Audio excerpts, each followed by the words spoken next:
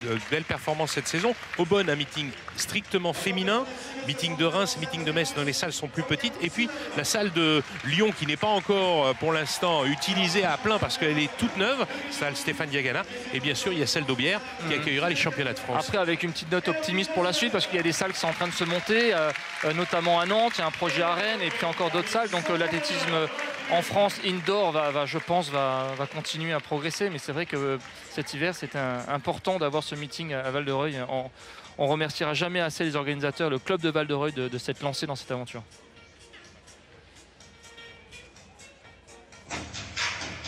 Alors, on va aller sur cette finale du 60 mètres. On vous dit tout de suite. Christophe Lemaître, cet hiver, il est rentré, il s'est même fait peur, il s'est fait un petit peu mal au début de la saison en salle. Et puis, il a progressé un peu, 6,71, puis 6,64. C'est encore très très loin de son record. Et il a envie de revenir très fort. Tout à l'heure en série, il ne nous a pas paru au mieux. Avec un départ encore moyen, il a couru en 6 secondes et 70 centièmes. Il a pris la deuxième place, alors qu'ici, on voit le Marocain Aziz Ouadi, qui est lui un sprinter. Rabelais, ça lui convient très très bien justement la salle. Il s'est qualifié pour cette finale. Attention à ce garçon, l'un des meilleurs Britanniques derrière Dwayne Chambers. C'est Harry Akines Arrietty. Il était excellent chez les jeunes. Voici Christophe Lemaître. Encore une fois, c'est une période de travail pour Christophe.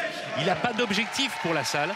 Il va se servir pour travailler son départ. Oui, exactement. Pour lui, c'est une phase d'entraînement, de préparation pour gagner des centièmes sur cette mise en action qui, on sait, qui n'est pas forcément le point fort de Christophe, avec son grand gabarit, ses grandes jambes. Et quand on voit la différence de gabarit entre des sprinteurs purement qui font de la salle du 60 mètres, qui sont plus petits, plus musclés, plus toniques, on voit bien qu'il y a un écart dans le potentiel de mise en action. Comme Mike Rogers, beaucoup plus petit, spécialiste de la salle, un des rares Américains à venir faire les meetings justement en salle. Béranger Emar, boss de République centrafricaine ici, qui est donc à l'extérieur. Il y avait aussi, vous l'avez aperçu. Oui, j'allais dire ça, exactement. On l'a aperçu, je parlais en même temps de la présentation. Kim Collins, qui fait partie des favoris pour cette finale. 35 ans, Kim Collins, champion du monde en 2003 et qui est revenu à son meilleur niveau l'année dernière, avec, encore une fois, un record battu pour lui. Un garçon qui était toujours régulier aux alentours des 10 secondes. Et toujours présent.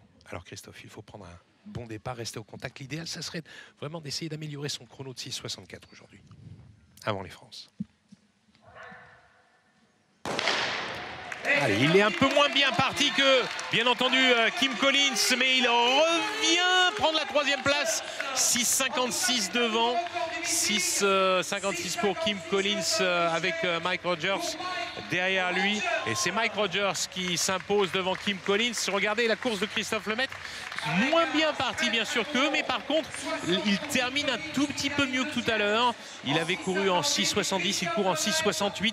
Ça va un peu le rassurer. Il y a un peu plus de régularité, mais il est obligé de travailler. Petite foulée, on le voit sur le petit appui. Oui, il y a une mise en action qui est quand même avec beaucoup de fréquence. Il est plus en phase de fréquence que de poussée.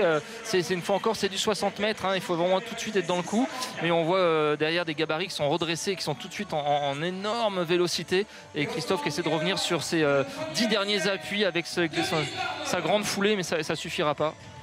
6,56 pour Rogers, 6,58 pour Collins, 6,68 pour Christophe. Il y a certainement du travail à faire. En tout cas, on va écouter la réaction de Christophe Lemaître avec un temps de réaction, Jean, qui est de 147 millièmes de seconde. Christophe, il y avait eu du mieux ce week-end à Gand. Ce soir, c'est pas vraiment une superbe course pour vous. Non, c'est sûr parce que